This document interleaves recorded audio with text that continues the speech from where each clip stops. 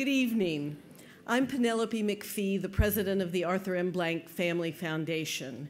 Thank you for joining us for tonight's speaker series event, Millennials in Ascent. We are very pleased to have with us tonight students from 9 area colleges. So we've literally packed the room with Gen Y. Thank you all for being here.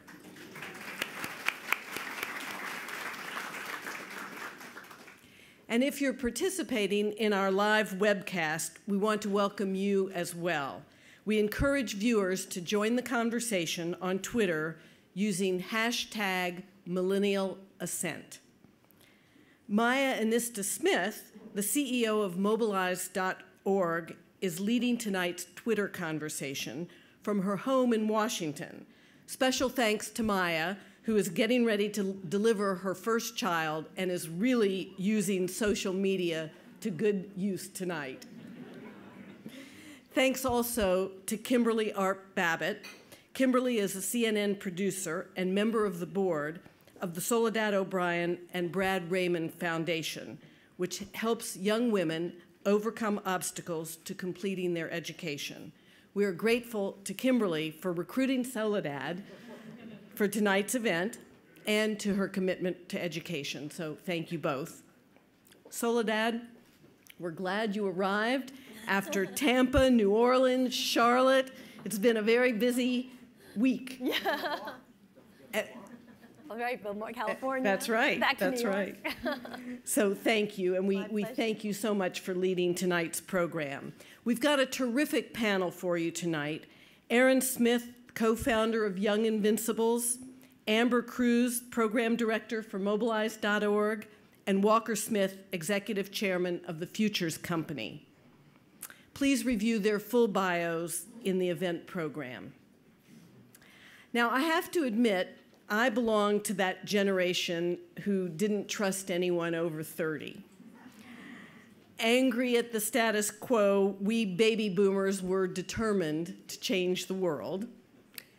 And we did that, for better or for worse. Of course, we've bequeathed the product of our efforts, good and bad, to the generations coming behind us. It is certain that we've left plenty of challenges and plenty of opportunities for today's 20-somethings. The baby boomers have often been accused of having undue influence on every aspect of our culture, in large measure because there are so many of us. But time is unforgiving, and there is always another generation poised to exert its influence. A generation of 80 million Americans, millennials, are now finding their moment. Given this tidal wave of millennials, tonight's program, we hope, will help us all learn what we're in for, where the millennial truths stop and where the myths begin, and what exactly it means to be a millennial. The Pew Research Center spends a lot of time studying the millennial generation, and we've been encouraging everyone tonight to take the Pew Millennial Quiz, which asks the question, how millennial are you? So I want to do a quick show of hands so that our panel will have a good sense of their audience.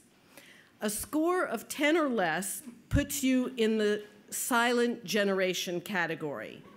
Anyone willing to report a score of 10 or less? That's my husband. Thank you very much. How about a score at the other end of the spectrum? A score of 73 or higher in the quiz says you're a full-blooded millennial. Raise your hands if you had 73 or higher.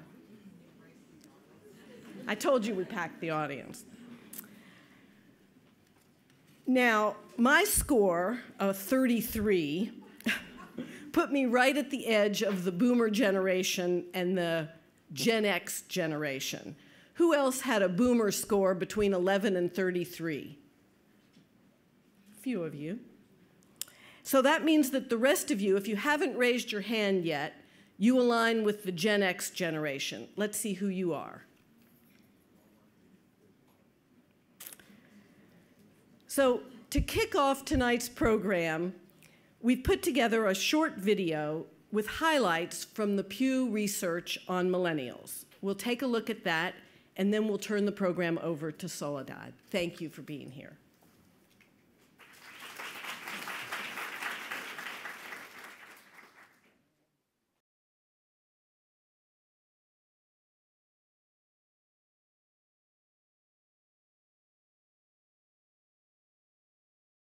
Probably the clearest generational edge was the break between what we currently call the silent generation, people 65, 66 and older, and the baby boomers.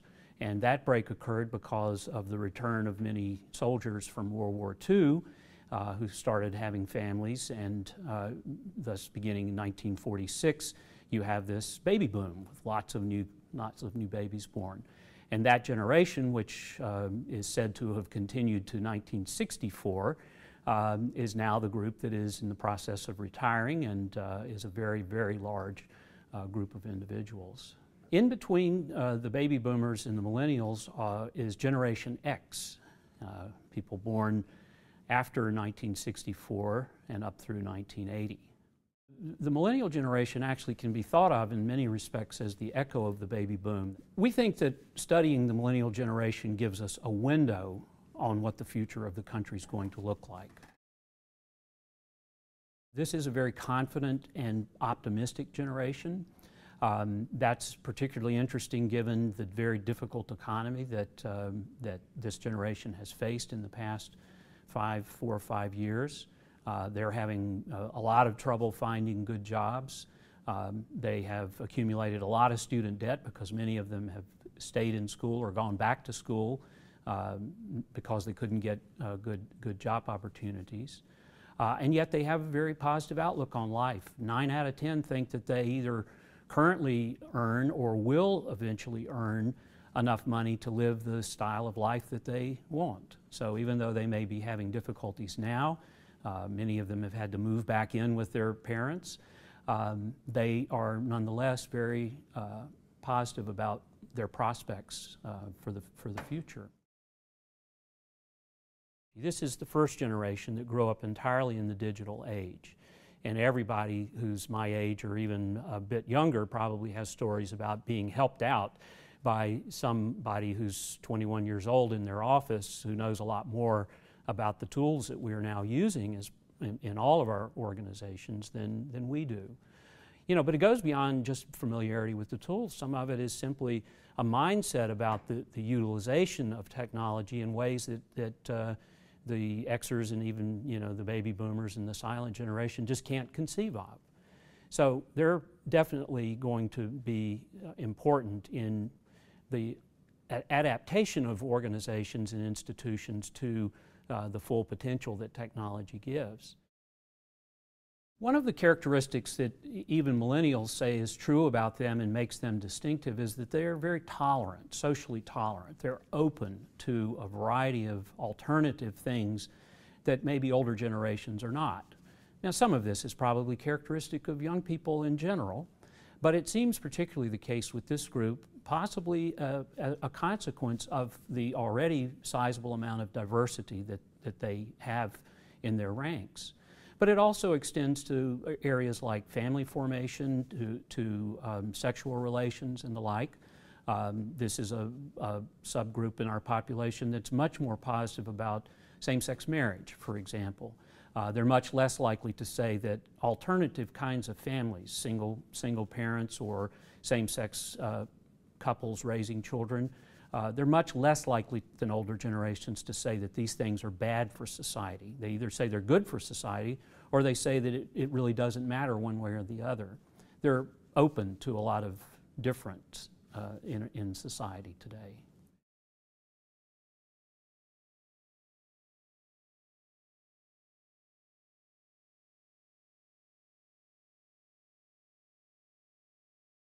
We'll have an opportunity to hear some more clips from that very study and studies like that a little bit during our conversation. A couple of quick notes. I just want to say thanks to Penny and thank you for all joining us this evening.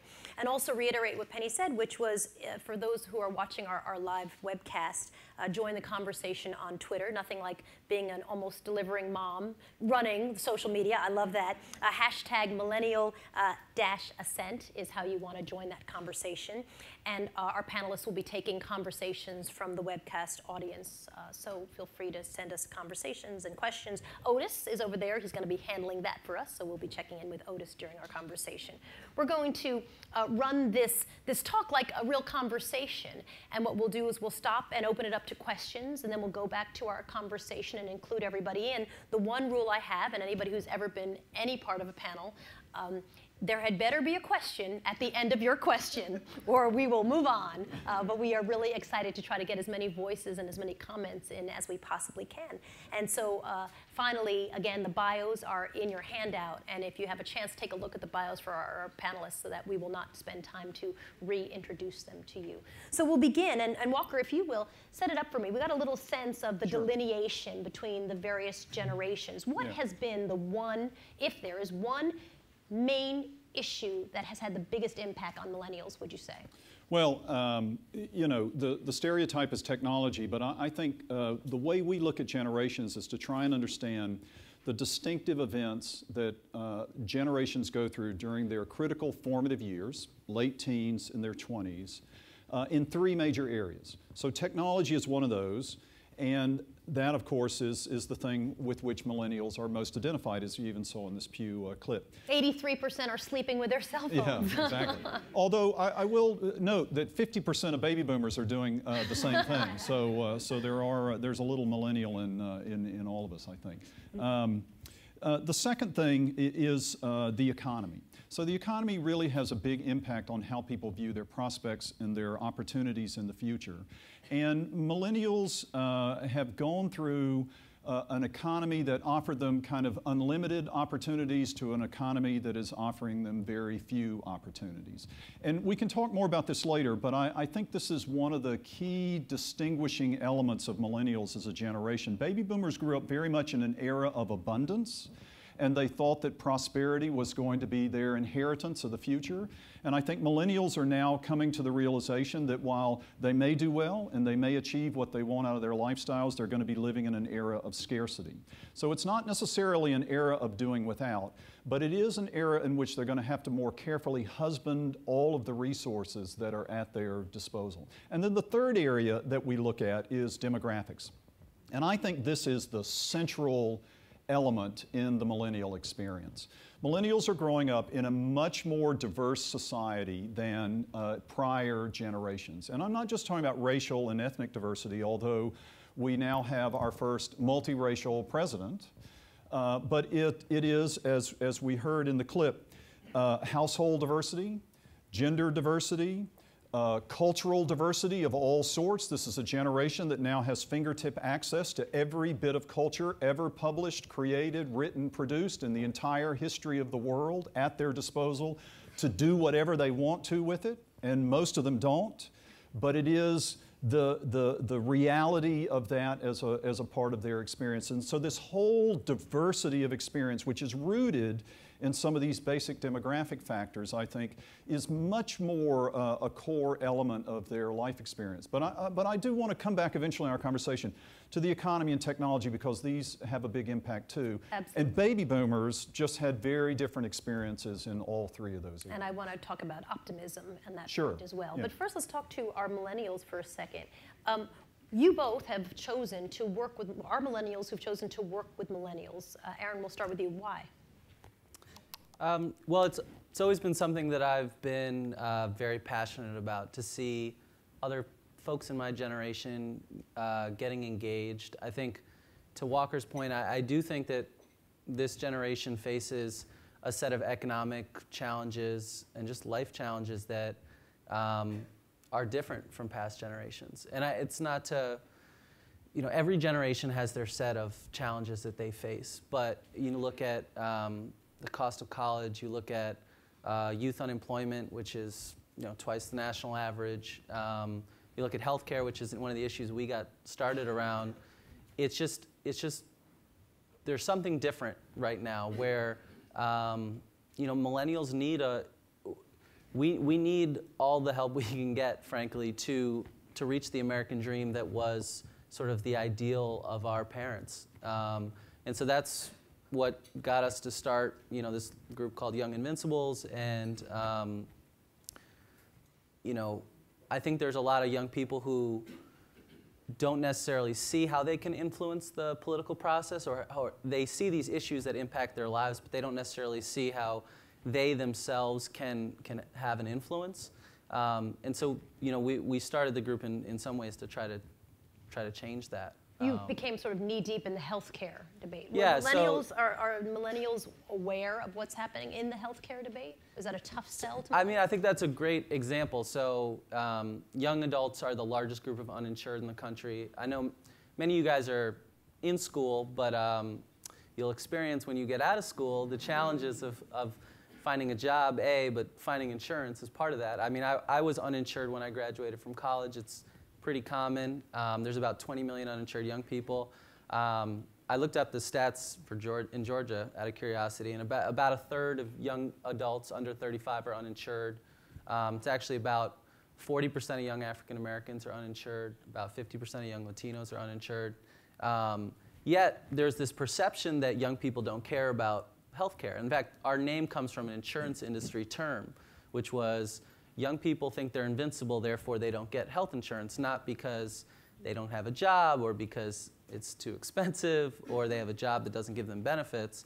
So we started to try to combat that stereotype, and it was really just a group of, I was at Georgetown Law School, it was a group of students who wanted to do something, wanted to sort of have a voice in that process. And I will say that there was some stats that came out yesterday that showed, right now it's about 3 million young people have gained health insurance because of the part of the law that lets you stay in your parents' plan to 26.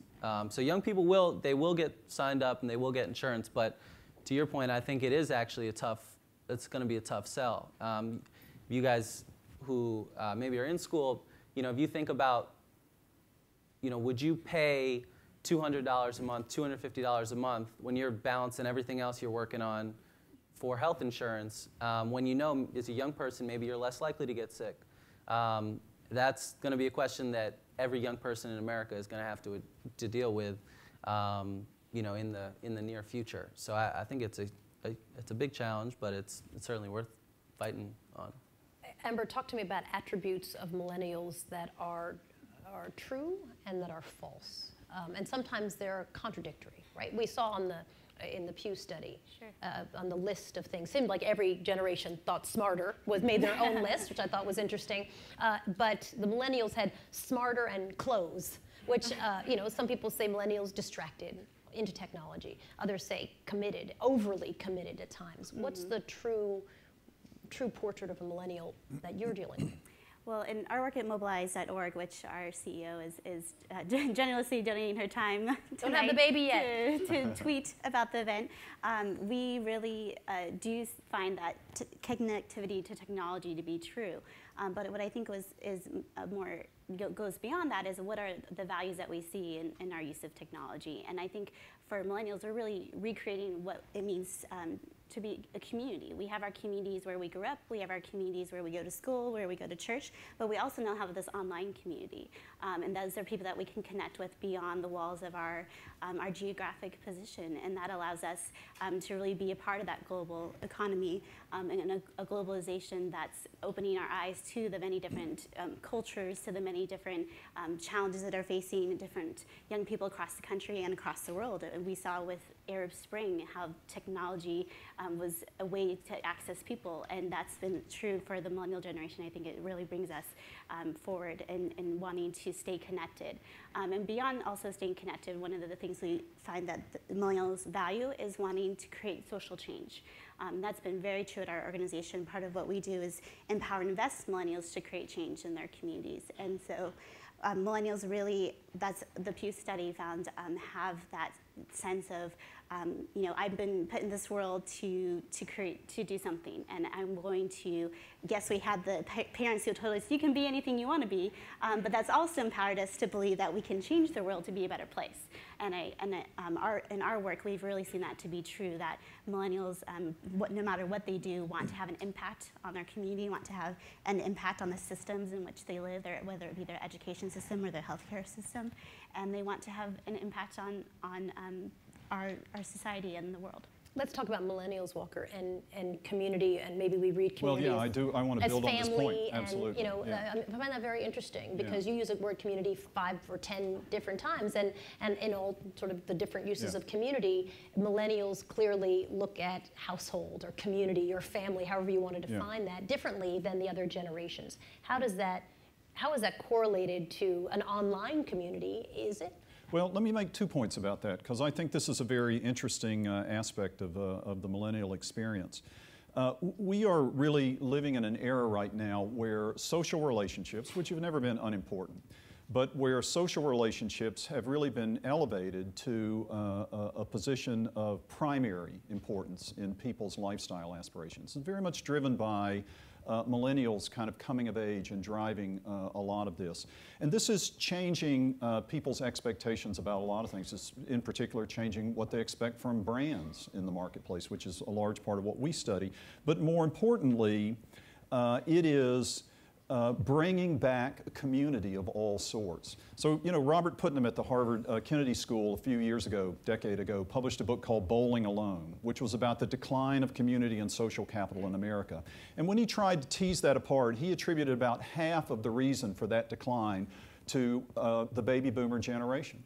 And it was baby boomers kind of in this period in which individuality and individualism was being celebrated in the 60s and the 70s and then taken advantage of in the 80s and the 90s, kind of walking away from a lot of these kind of social ties. You now have a generation that has come of age with a very different experience that is putting a very different priority on engagement and involvement and social relationships.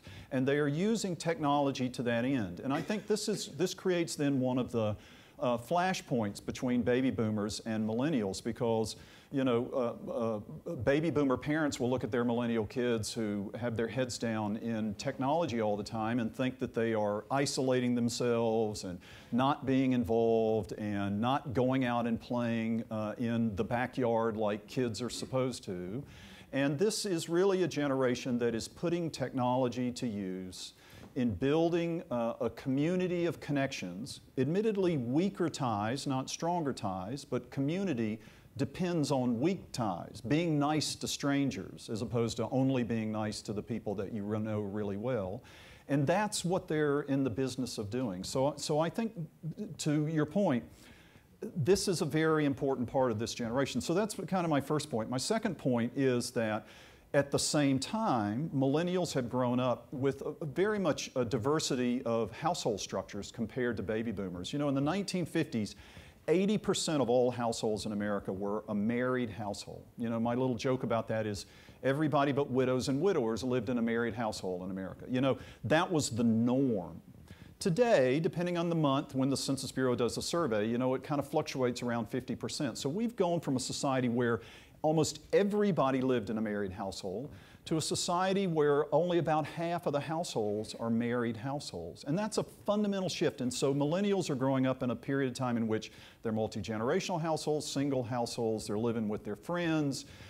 Their life stage trajectory involves a lot more diversity than it did for prior generations. And so as they deal with this, they are then looking for ways to create the connections that are essential to living a good life and a healthy life and a satisfying life, to deal with the reality that they face. And I think it's a very key aspect of what millennials are bringing to society right now. Can I respond to that, please? Sorry.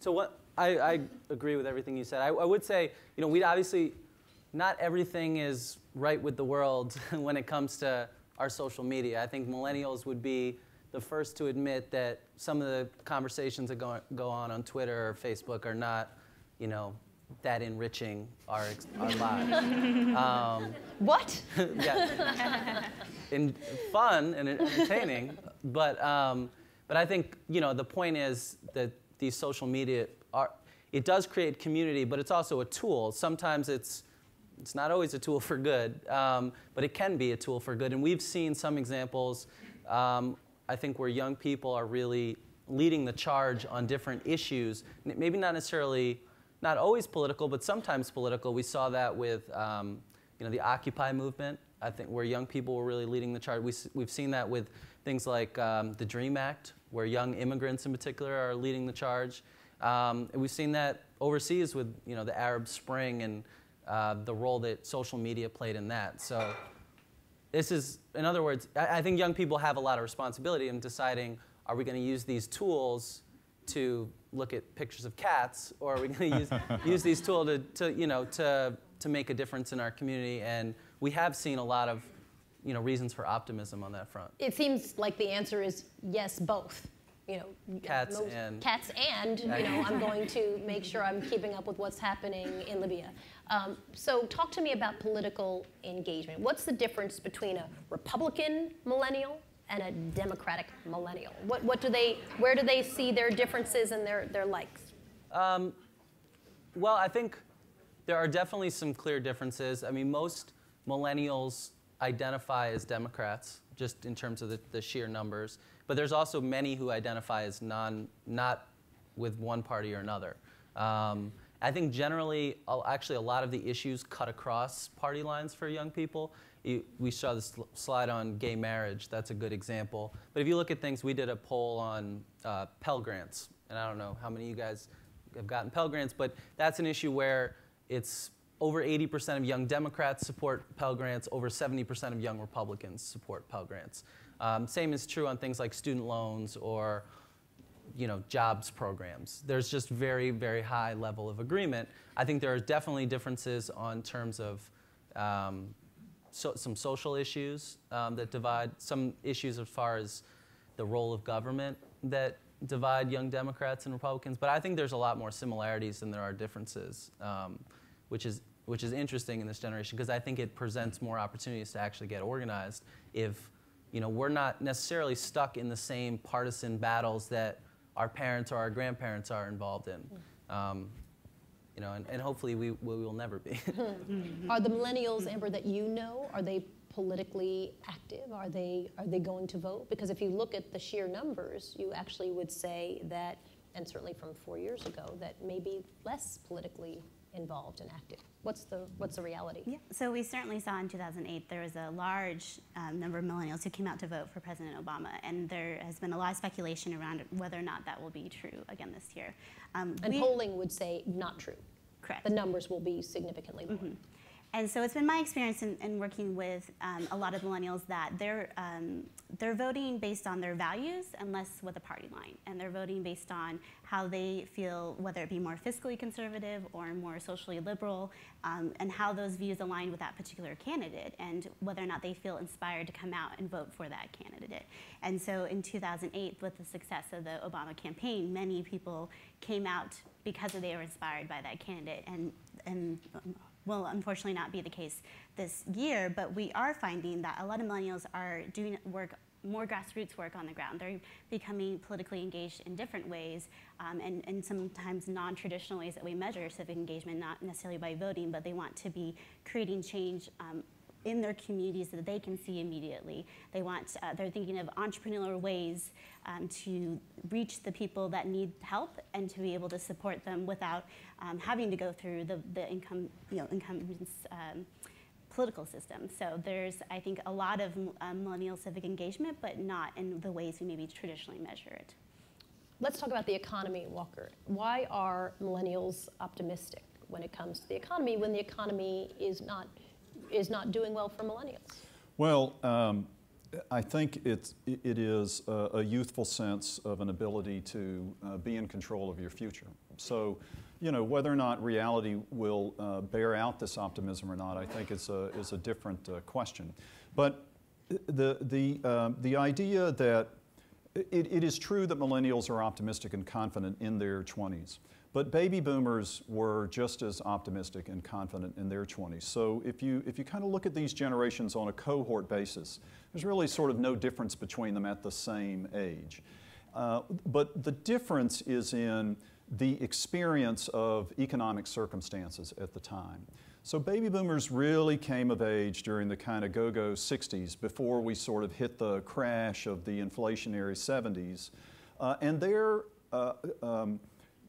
view of their prospects was very much sort of driven by this sense that they were going to inherit, you know, Tomorrowland at the 1964 World's Fair. That was what the future was going to be, and you just had to sort of get there and it would be there for you. It was a vision of abundance and prosperity. It was not, you know, baby boomers sort of feeling like they could take it for granted, but it was certainly baby boomers feeling like there were lots of opportunities to be had. Now you have millennials who really came of age sort of early at a time when the same sort of prospects were on the horizon, and now they have seen those kind of taken away over the last 4 or 5 years. And so the reality that they face is one of kind of a false promise and a different kind of reality, where we've now got to deal with a situation that is much tougher, and the difficulty in finding a job, getting out of college is a large part of that.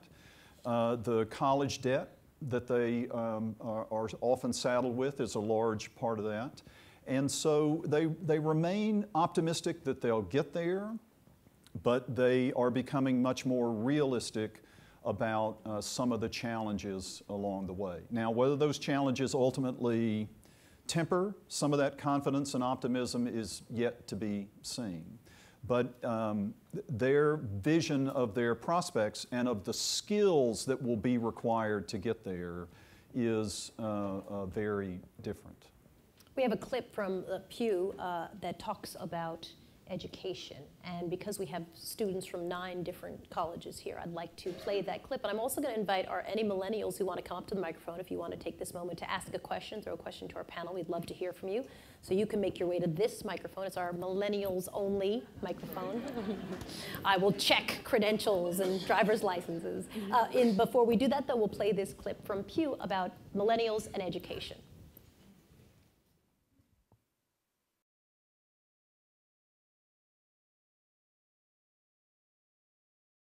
This is a generation that realizes that education is going to be really important. This is not a lazy generation. I don't think that this is going to be a problematic generation in terms of its adherence to social norms, although it's going to bend rules and it's going to do things, especially around family life, that may be different from what parents and grandparents did. But in a lot of respects, they have very conventional social values of loyalty and love and respect, and, you know, belief in hard work as a way to get ahead.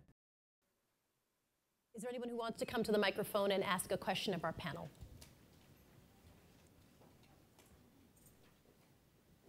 If you do me a favor and identify yourself, and then tell us who you'd like to pose the question to. Okay. My name is Bana Rodban. I'm a sociology women's studies major at Spelman College here in Atlanta. And my question is, the descriptors for our millennial generation, that we're connected, that we have a sense of community, that we're more tolerant, do those apply exclusively to millennials within the United States, or can you apply that on a global scale? And also, does our social location as Americans provide us with a sense of Western privilege that may guarantee that we may have more confidence and self-efficacy than we actually have? So I'll have Walker. I'm going to have you start. I thought I was told this was going to be an easy one. I take that back. Why don't you start, and then we'll have So let me say a couple things.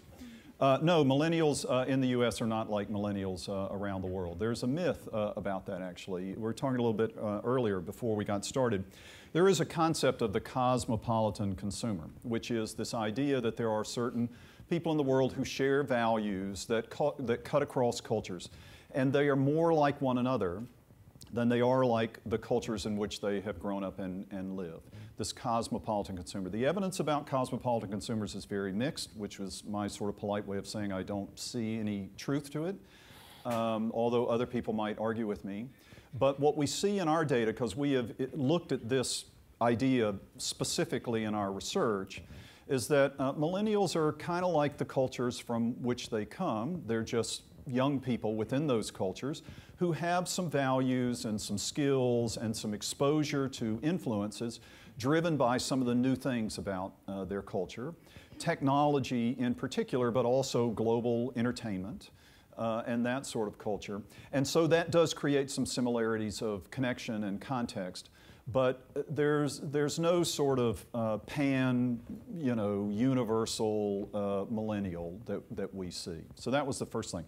The second thing about a sense of privilege, there are definitely differences in the sense of possibility and the location of where those possibilities are going to be created between the United States and other countries around the world. And this is true of people of all ages in those countries, although you do see obviously some variation.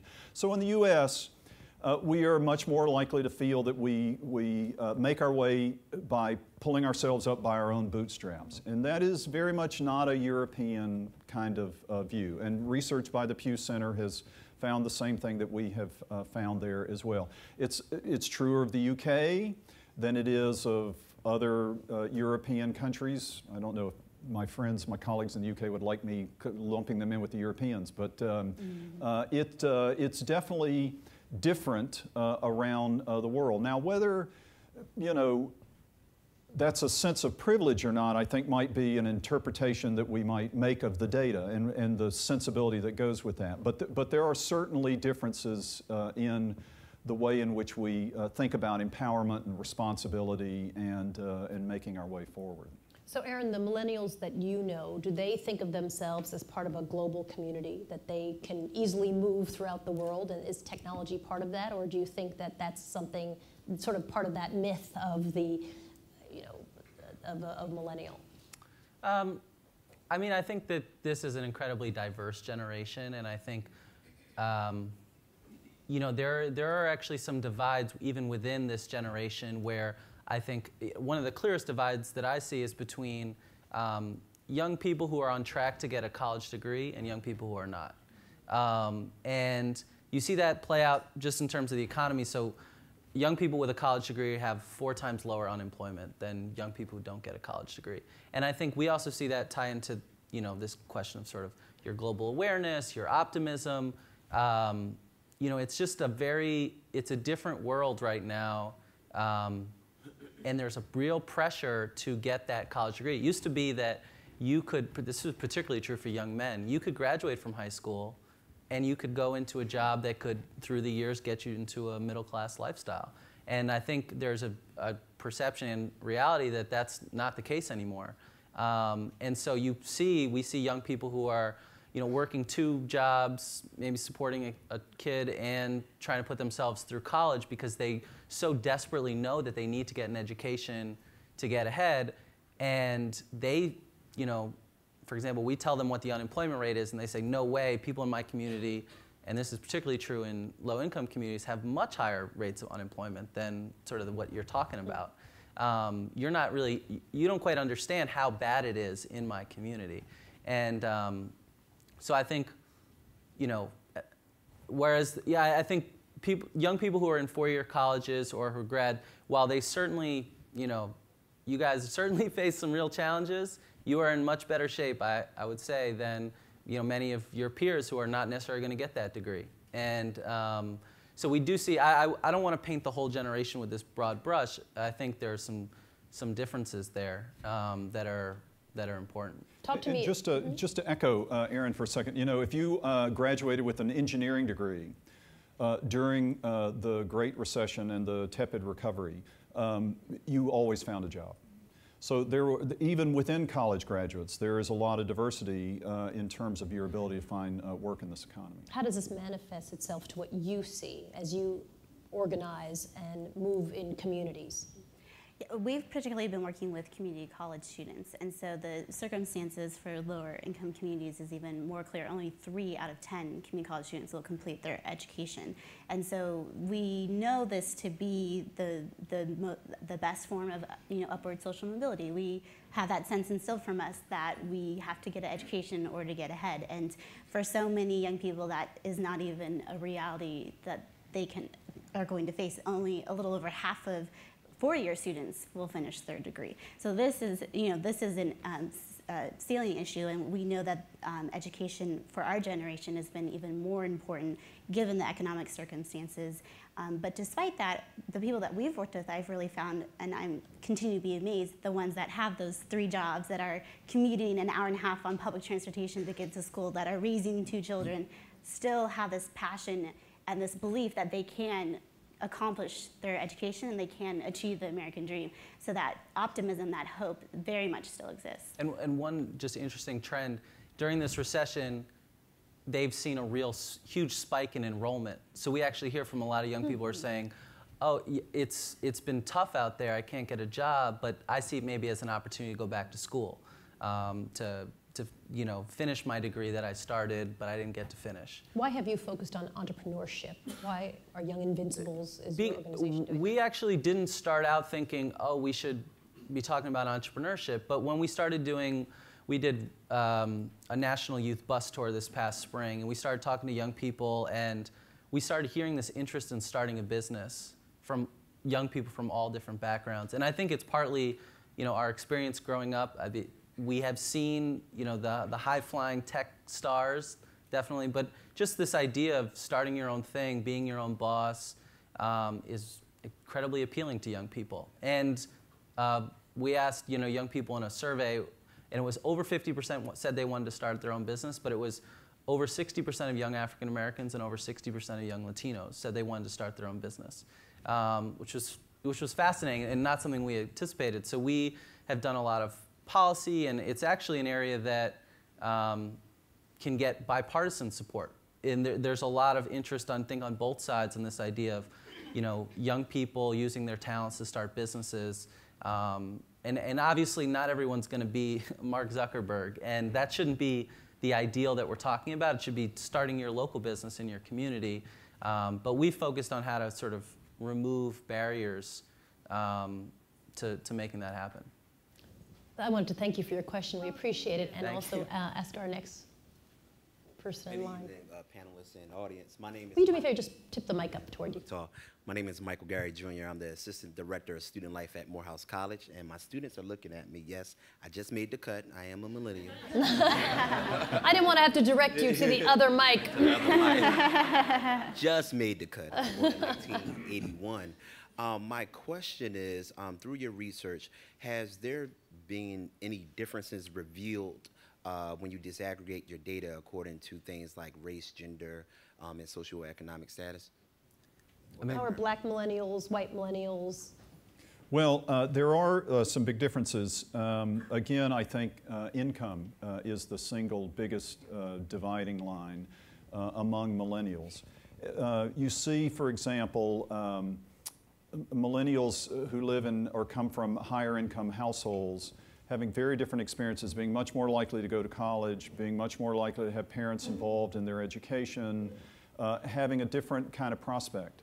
And millennials who come from lower income households really being the ones who are truly struggling throughout this. And so that then actually tends to be correlated somewhat with race and ethnicity. But it's really more kind of income and those sorts of resources that are at your disposal. For example, one of the single biggest differences is parental involvement in education. So in higher income households, that's where you get the stereotype of the baby boomer helicopter parent. Helicopter parents don't exist in lower income households. And what we know is that parental involvement in your kid's education increases the likelihood that you'll go to college and increases the likelihood that you'll graduate from college. So it's not a bad thing for baby boomers to do, no matter how much fun people have with stereotyping boomers in that way. But it is very much something driven by income, and it defines kind of a dividing line between millennials. Do you see this delineation as income too, or how do you see sort of? Well, I think there are many differences, but one interesting thing that we found from, for example, this survey was, when you ask young people what are your top issues in terms of their priorities for Congress, it's usually jobs is number one, making college affordable is number two, and then there's sort of a laundry list, but those are the top two. For young African Americans, we actually found that making college more affordable was the number one. It was even higher than jobs. And That's interesting. In part, one of the things we found from the research is young African Americans are actually more likely to graduate with college debt even than young whites. And I think there's a variety of reasons why that might be the case, but college affordability is, we've just found, particularly in young African American and young Latino communities, is just like an incredibly important issue, and that we've seen some racial differences there. Do you see, Amber, what is the thing that you see that unites or unifies millennials across economic status, across race, across gender? I think it's that sense of hope for the future of our generation and our country. I think millennials are very much believers in the American dream. The American dream may look different for our generation. You know, maybe it's not the white picket fence with 2.5 kids and a dog and a cat What anymore. Is the dream? What does it look like? Maybe it's, we're getting married later. We're, we still want to have families, but maybe we want to have careers first. I think we have, young entrepreneurs who want to start their own business and give back to their community and be, do good and make money and know that they can, support themselves. So there's a changing view of what that means for our generation, but that sense of optimism, I think, is still very clear. Let me just add a quick footnote there, because I think that's very interesting. We've done a little research on, we do lots of research all the time about people's definition of success, because our clients care about that.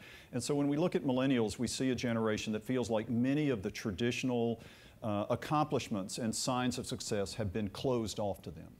And so if I'm not going to be able to get those kinds of things because of economic prospects, or they're just simply not available for other reasons, what am I doing to redefine success? And it is a lot more, at least in our research, in the effort that's being made as opposed to the outcome. It's, are you getting up off the floor? Are you getting out of bed in the morning and doing something productive? Are you trying to make a difference? It's less in where you get to and more in the journey to get there. And that is very much a generational distinction, because baby boomers are much more about badges in our research than they are about effort.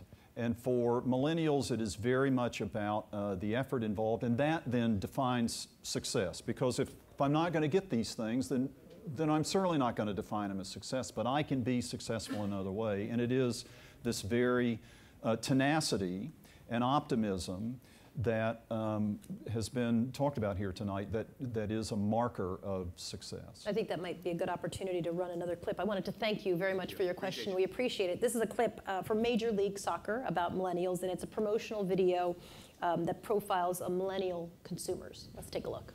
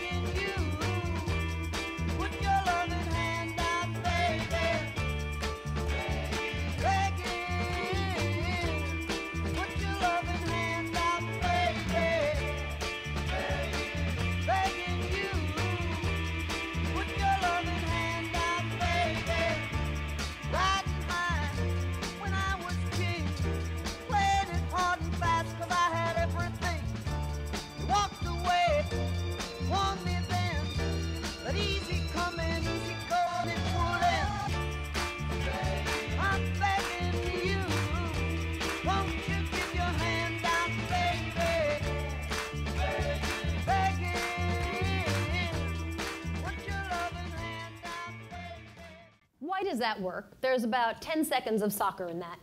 And it's promoting. Well, the best way to advertise your product is not to talk about the product, but the emotion associated with it. And I think that's a lot of what they're doing there.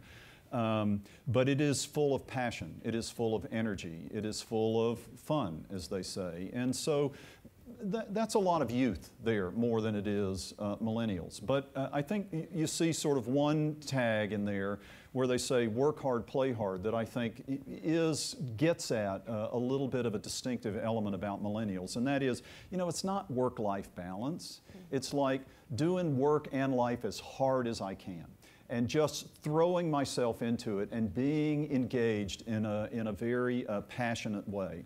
And I think that is a little bit of the difference. It's not so much goal-oriented as it is activity-oriented. And I think that's where a lot of the, you know, sort of baby boomer chastisement of millennials comes from. You know, you're not goal-oriented. You're not sort of focused on things. Well, that's not true. They are goal-oriented. They're trying to get their degree. They're trying to get their, a job. They're trying to advance. But there is a lot of just this sort of throw myself into an activity and just be involved in the activity for the sake of that I think is characteristic of a broader mindset here. More questions I want to get to. Why don't you step up to the mic, sir? Tell us your name and who you're posing your question for. I'm John Fay. I'm from Kennesaw State University. I'm a sophomore accounting major. I guess this could be for any of you. This kind of goes along with the consumerism. With the change in technology, it's rapid, it's always moving. Is it the millennials that cause this need for change in technology, or is it the technology that makes us millennials?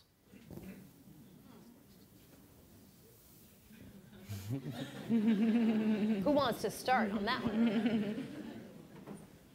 Well, so let me offer a little view of technology. Every generation is steeped in the technology of the time. So, you know, we have to remember that Bill Gates and Steve Jobs, alas, were born the same year I was, and they've gone much further along their course. So I didn't actually get my badge.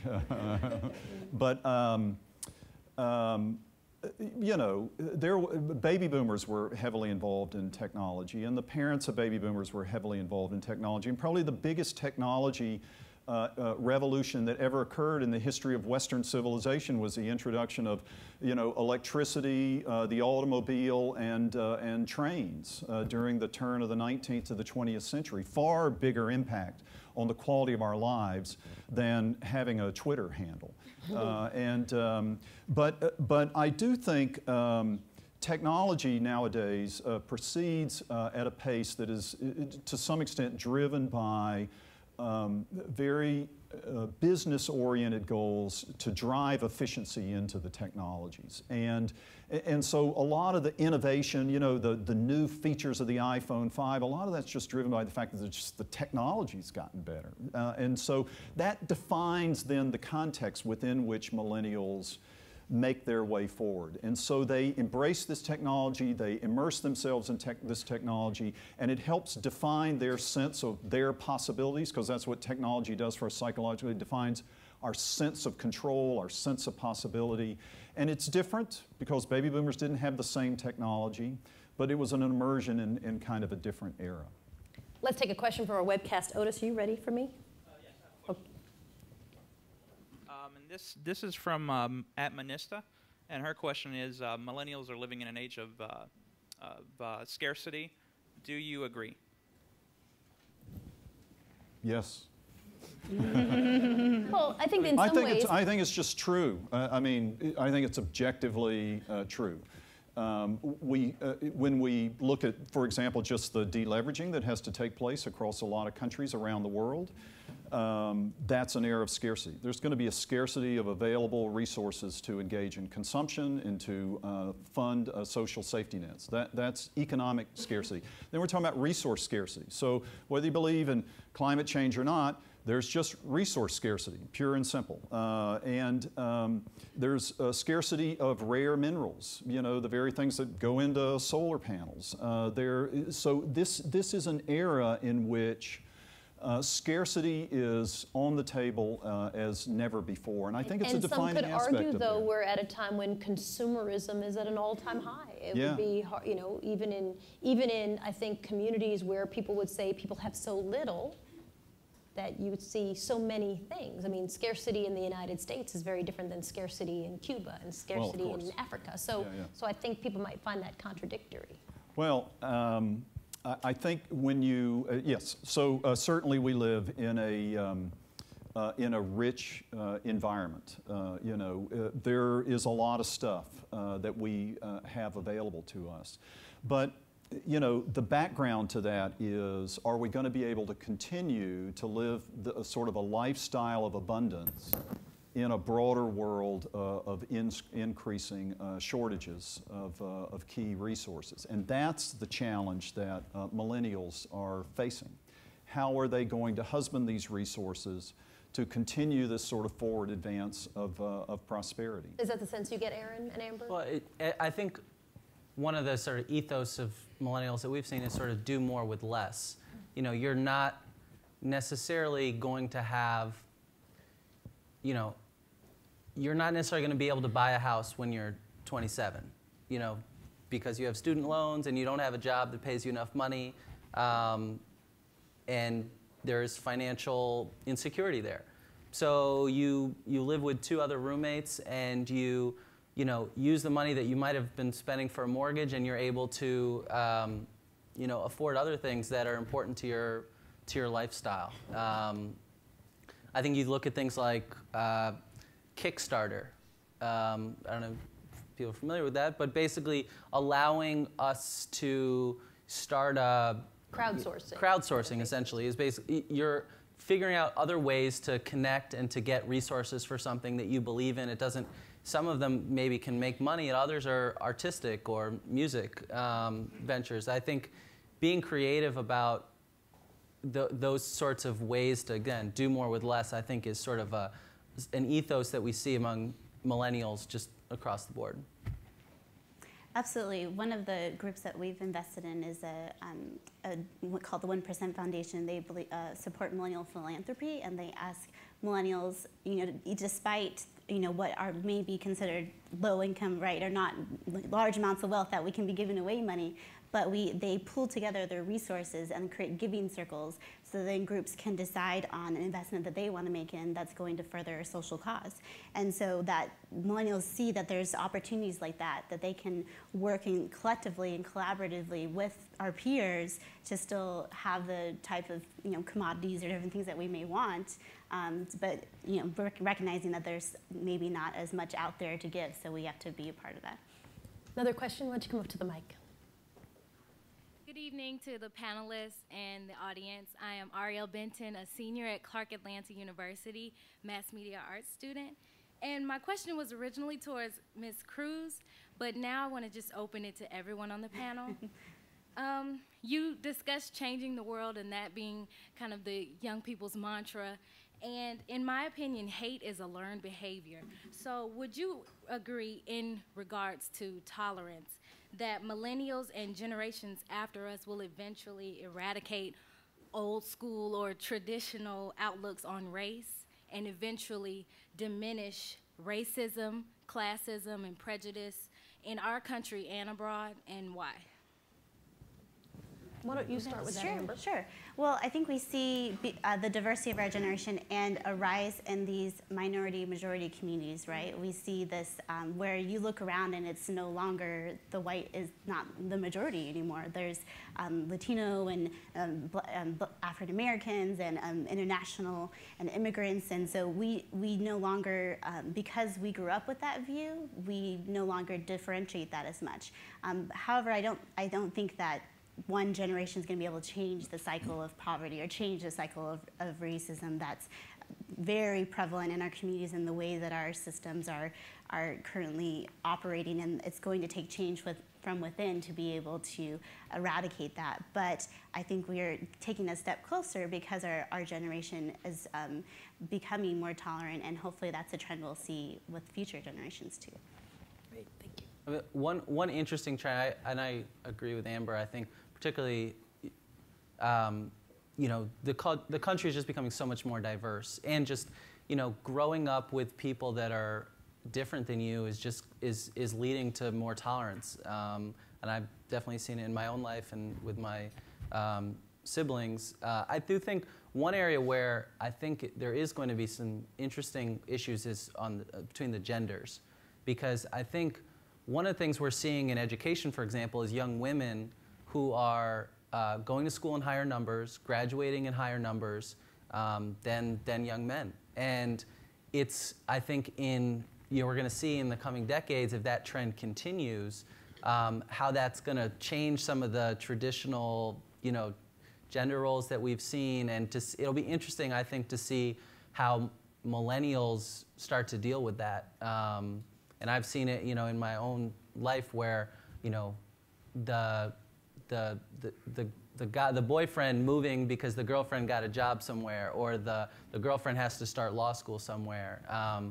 I think some of that stuff is going to be different, and that's going to be interesting to see how that plays out. So then, Walker, why don't you extrapolate that out for us? How does that play out? What does that look like 15 years from now, when what we think of as societal roles that are set really start to shift? We see that already in some communities where the unemployment numbers have really changed a dynamic. So where do you see that if it's a national trend? So, we sort of had this in World War II as well. Lots of women in the workforce. And it rapidly changed back, and then the biggest single social change that occurred during the baby boom generation was the rise of women in the workforce. And so women have already been making substantial gains in society. But I do think with millennials we are going to see more diversity of lifestyles and households than we have seen in the past. And so I think increasingly we're going to see women assuming more and more primary roles within their households. And I think we're going to see men even struggling a little bit. David Brooks wrote a column in the New York Times a few days ago talking about Hannah Rosen's new book, where she says the reason men are failing, her word, in today's society is that they are not as adaptable as women to change in new situations. So David Brooks is trying to sort of parse that, but I think there's a good bit of truth in the basic idea that the reality that is being presented to young people nowadays encourages and rewards novel solutions to a lot of these kind of traditional problems. And so one of the, as I said at the outset, I think one of the most distinctive things about this generation is its experience of diversity. And I do think that is leading to a more empathic generation, where selfless behaviors will be more rewarded than kind of self-serving behaviors. I'm not saying greed is going away, but I do think we will see a different view about that. One of the things that I say to our clients, just let me say one last thing and then we can go to the next question here, is materialism is not going away, right? We're going to try and spend as much money as we've ever spent. We're going to do so in the context of shortages. But we are still going to want to live in a nice house and drive a big car and do all those kinds of things. But we are going to do so in a different context. And the context of the future, to extrapolate it out a little bit, is going to be a broader context of meaning. And that context of meaning is going to define how we pull our wallet out of our pocketbook. And a large part of that context of meaning is going to be driven by this sort of different demographic that characterizes the millennial generation. One in which women are assuming much more important roles in their households. One in which diversity is a much more characteristic element of the millennial experience. And one in which the economy is really demanding that millennials do things differently because the traditional jobs aren't available. You're saddled with a lot more student debt. You're going to have to find a different path forward, and that's, I think, going to create a very different context for all of this. Great. Thank you for your question. Appreciate that. Why don't you come up to the mic?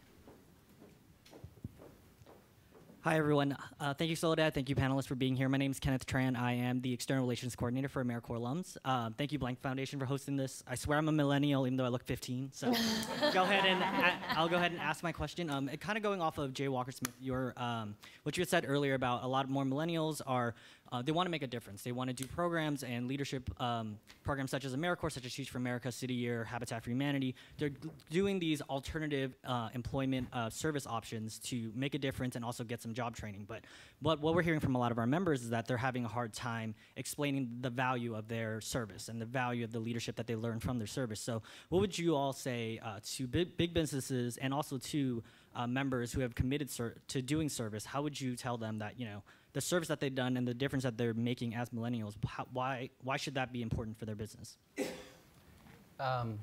So it's interesting. When we did this national bus tour, we met with a number of AmeriCorps groups, and they were universally positive about their experience, not only because they were providing service, but also because they were getting job experience. I mean, one of the hardest things when you come out of school is employers want to see 1 to 2 years of experience, and you don't have it if you just graduated, and so AmeriCorps is providing that. We actually are supporting policy. For example, last year, so there's about 80,000 AmeriCorps positions that provide jobs for young people, and but last year there were about 500,000 applicants. So there's huge demand for AmeriCorps jobs. You know, to your point, service is attractive, but also getting a job is attractive to young people. So I would say 2 things. One is, I don't underestimate the value of the work experience that you get from AmeriCorps, or you know, actually having a real job where you're getting a paycheck and, you know, having to work in an office environment. That's incredibly valuable experience that is important. The other thing I would say is, you know, we talk about the greatest generation and how that generation sacrificed and, you know, really had this sense of duty and responsibility to their country. I think you can make the same argument about a generation that's really focused on service. And, you know, that's, obviously we also have, you know, many young people who are overseas and fighting in wars for us and dying in wars for us, but there's also this component of service that's happening here at home. And I think if you can tie it into this sort of sense of patriotism that we're trying to give back to our country, it's no different from any other generation of Americans. I would think that would be a strong argument.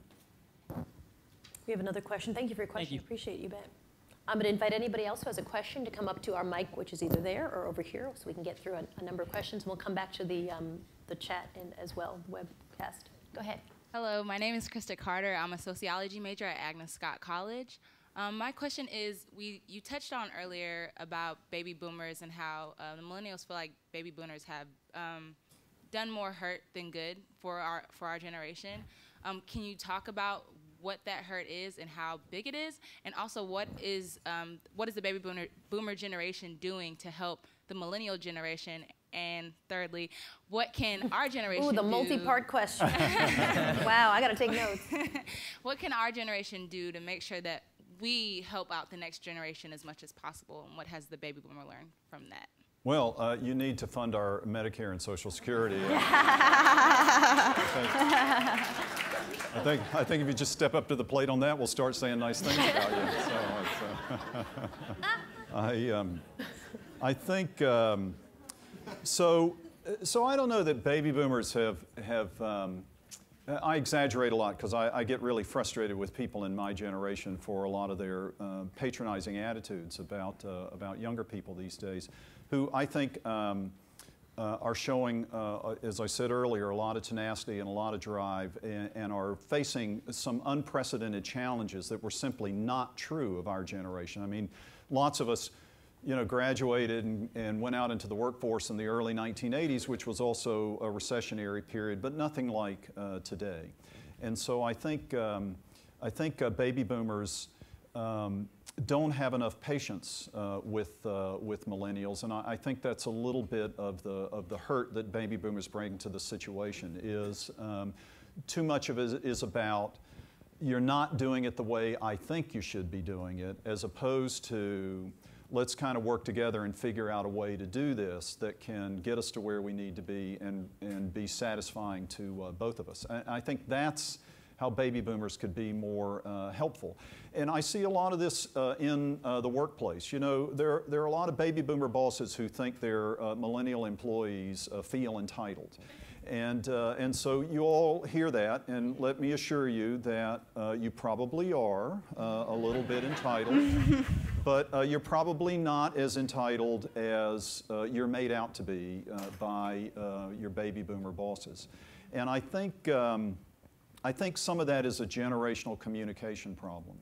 I think that it's hard for baby boomers to kind of understand the body language and then be able to channel that energy in a productive way within the organization. I think that is one of the things that millennials will eventually do. I don't think they're going to do it in the next 5 years. I don't think they're going to do it in the next 10 years. But I think if we look 20 to 25 years out, we're going to see a very fundamental shift in kind of an orientation to the workplace and a focus on how you get things done in the workplace. And I think that will be a little bit of the pushback that millennials kind of give to those 80-year-old baby boomers who are sitting around not believing that those millennials actually could make it. So then looking the other direction, Aaron, why don't you jump in and tell us, and then Amber, I'll have you also answer this. When the third part of that question was, what can millennials do for whatever the named group that follows you, what would you think would be things that millennials could do? Well, I would just focus on one issue in particular, which is cost of education. And I think, I don't think it's valuable to hate on baby boomers, but one area in particular where there's this divide is on the cost of education. After World War II, there was a policy called the GI Bill that allowed millions of that generation to go to college basically for very little, if not anything. And our parents grew up in an era when college was very affordable. It's much less common for our parents to have student debt. And that's why we still hear sometimes our politicians say things like, I don't understand why you can't just work and pay for school. That's what I did. Well, college doesn't cost $500 anymore. So there is there is an so there is an age divide there, and I think if there was anything that we could leave to our children, it would be an education system that is open and affordable for all Americans. I mean, cost of college is going up 8 or 9% every single year. Tuition is. I shudder to think that when my kids go to school, it'll be $75,000 a year. Can you imagine that? But unless we do something, I think that's the direction we're headed. I'd also like to add to that, I think one thing that I have heard from millennials is there is the sense that they want to work with baby movers. There's this desire for intergenerational work, and Aaron, I know you've been doing some of that as well. So the more conversations we can create between the generations to understand the baby boomer perspective and the traditions that they grew up with, and how our different experiences are influencing our belief and how we should tackle a certain problem, will help to improve our systems for our children and for the future generation, and to continue that sense of working together across different generations and different diversity. We sometimes are called the no person left behind generation because of our belief in collaboration and wanting to learn from other people who have different experiences, because we believe that will help us come to a better solution to many of these problems. Great, thank you for your question, your multi-part question. Go ahead, why don't you come to the mic? Hello, thank you for being here today. My name is Jeff Brothers. I'm a senior at Oglethorpe University. I'm a history major. My question pretty much centers around education and economy. When looking at the economy today, there's been talks about museums shutting down because of the cost and everything. And there's also talks of, when you look online, more interactive museums are starting to show up. Is this going to affect the teaching atmosphere of like field trips and whatnot? Everything's just going to be more online based, and museums are going to start slowly going away. And also looking in just the job atmosphere, you have companies like E-Trade-In, websites like that where you can trade your own stocks and whatnot, and you no longer go through like a third party. Would this possibly eliminate some jobs looking down the road in the future? And is there a possibility where there will be no museums like the Fernbank museums? And because I mean, there's opportunities we can see via the web, all the way in like Europe, museums over there. You don't have to go to Europe anymore. Is this a change? So I think what you're asking is really a question about the future, and we have a clip. We'll skip our clip about politics, and we'll go to the clip about the future, which will set up our answers to that question.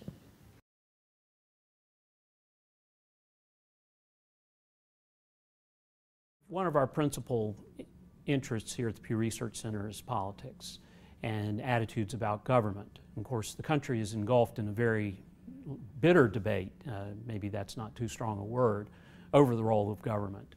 Right now, the millennial generation is the most positive of all the generations about the federal government, about what the federal government does, about the idea that government can be a force for good. And it will be very interesting to see if they retain that attitude as they age and as they experience more of the political system, as they learn more about it and the like. Their social liberalism on issues like immigration, same-sex marriage and the like, I'm convinced will be with them, and probably like other generations, they'll become even more liberal over time on those issues. But whether they'll keep their openness and positive view of government or not, I think is dependent on how our great national experiment in self-government evolves.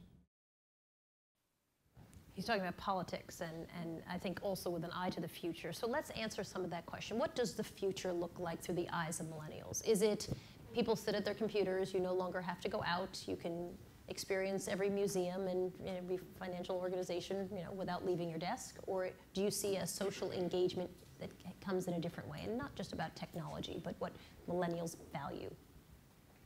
Want to start for me? Sure.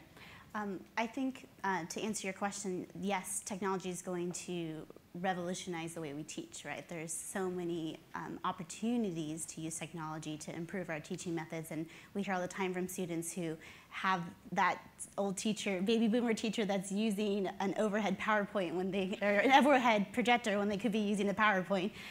So there are ways that we can move towards better opening our classrooms to technology in positive ways. But I think that the future I see uses those tools. I think the way you framed it earlier, Aaron, using those tools to improve our systems and go beyond what is available to us because of these new resources. And really, I don't ever imagine that there would be a time where we don't want to have an in-person interaction, because that is at the center of what it means to be human, right? That we have those interactions in person, day to day with our neighbors, with our friends, with our family, and that's never going to go away. So I really see a future where we are using these tools to better our communication. We're going to see workplaces with hopefully less walls, less cubicles, and more collaborative spaces. I think we'll see more elected officials under the age of 30 that are going to help bring that fresh perspective. I hope we'll see these institutions being more open to getting feedback from their consumers, from the public, through technology or other means that's going to help better the way we run our country, whatever your views are on how the role of government should play. So those are some of the things I see. And I would add, I think it's really interesting how much we've heard ambivalence from millennials about the impact of technology change. So to give you an example that's somewhat related is looking at online education. So, we've heard about online education booming. There are these courses now that that have 70,000, 200,000 people signing up from, all across the world. And, so we've gone and talked to young people about online education, and honestly, there's a lot of concern and ambivalence among young people about online education. It's like, that we think there's a value in being in a classroom. I think there's a value in seeing my teacher. But that's not to say we won't go to a world where there's some kind of hybrid where, you are in a classroom, you do have a teacher, but you also have an online, course that you can do some of your work on. But I think in some ways we're going to define, what that looks like. We're not destined for a world with no libraries and no museums and just an internet. So we do have, we have some choice in the matter. But I do think, one good thing is that we are a very flexible generation in general. Is if you, went to college to be an art history major, and there's not going to be a traditional museum when in 20 years in your community, but you have the skills to interact with art in all kinds of different ways, I think that will really serve us, because one of the things we've seen is that older generations that are less able to adapt are struggling in this economy worse than almost anyone. And if there's one thing that millennials have going for us, it's that we can adapt. And but we should also drive the changes. We don't, like I said, we don't have to end up in one direction. Thank you for your question. Appreciate it. So we only have minus 1 minutes. And I think we have 1, 2, 3 people still who have a question. We're going to do the lightning round question. One person will answer, and we'll get to everybody. Why don't you come up, sir? And if you keep it short, I'll be eternally grateful. Thank you. Good evening. My name is Ronnie Mosley, urban studies major from Morehouse College, and I wanted to ask Mr. J. Walker Smith a question about the baby boomers. They're kind of known for bringing a governmental societal shift, and we see some of that same shift happening overseas. What will be the legacy for millennials? Is it kind of recapturing the American dream, or is it parallel to that same fundamental shift that we saw with the baby boomers? Well, we're not quite sure what the legacy of baby boomers is yet. I guess it's still up for debate until we get through November. But I think the biggest legacy of millennials is going to be this whole, I was talking about it earlier, this whole notion of empathy. In fact, when I see the future, I sort of see it in 3 E's. I see it as a future of empowerment, empathy, and engagement. So I think this is going to be a generation with a legacy of feeling much more in control and their ability to bring things to their own lives. Maybe not necessarily change things for the better, but bring things to their own lives. Empathy is this whole notion of relationships, and you talk about some of the pushback on virtual relationships, and I think this will be more of the lasting impact, this whole sort of view of fellow feeling, as opposed to I'm sort of all in it for my own personal gain. And then engagement, I think, is just being more focused on community, being more focused on constant renewal, because I do think one of the other things that millennials face is they are going to have to constantly reinvent themselves through their lives. You know, one of the predictions about this generation is that they're going to have 7 jobs at a minimum. And that just means you're going to have a self-identity that is constantly fluid. And that, by implication, implies much more engagement in your lifestyle. So I think you will see these kinds of things. My 3 E's at any rate: empowerment, Thank you for the empathy, question. engagement. Appreciate it. 2 questions. If you keep them short for me and our answers short, I'll be grateful. Go ahead. Hello, my name is Sydney Fisher. I'm a comparative women's studies major with a concentration in journalism at Spelman College. And my question is about the universal millennial. I was wondering, you know, with all of the social media and technology, do you believe that the universal millennial will exist, if not now in our generation, then in future generations to come? Why don't you take that, Aaron? Well, can you define it quickly? What do you mean by the universal millennial? Like someone who I believe is like, I guess. What I thought you meant by that, and you can correct me if I'm wrong, is that there are some attributes to millennials that are consistent across. And we were talking about this actually earlier, sort of in the green room area, where we were talking about, are people in communities more like their community, or are they more like other millennials of their age? So is there even a universal attributes that are for millennials, or are really at the end of the day, people are very different? I mean, I see tremendous amounts of similarities across regions of the U.S. I'm less familiar with, you know, comparing millennials here to millennials overseas. But I do think, and I think social media is a part of it. I mean, you know, I think you're much more likely to listen to the same music as someone who lives in Houston or someone who lives in Milwaukee, in part because of, you know, the culture that we live in. So I think there's similarities, but also huge differences. And, you know, diversity doesn't, the fact that we have diversity doesn't undermine the fact that people are different in different parts of the country. So I'd say that's a no to the universal millennial, that ultimately sort of shared elements, but not differences, everything, which would be a no. Thank you for the question. I'm not sure if you got your answer out of it, but we... I know we have to go. So. Okay. Our last question, go ahead. Hi, my name is Destiny Barker, and I am a senior public health major at Agnes Scott College. So as a generation, we want to do things, we want to change the world. Some of us still believe we can, but in general, a lot of times we're more vocal about it than we are active. So we make tweets about it, we make Facebook statuses. How can we inspire those around us to go out and take more action rather than blogging about it? So why don't you take that for us, Amber? How do you move from tweeting about it to actually doing? Yeah, and I think that's really important. How do you connect that online interaction with the offline interaction? And so I think earlier the gentleman was speaking about service, the role of service that we can play.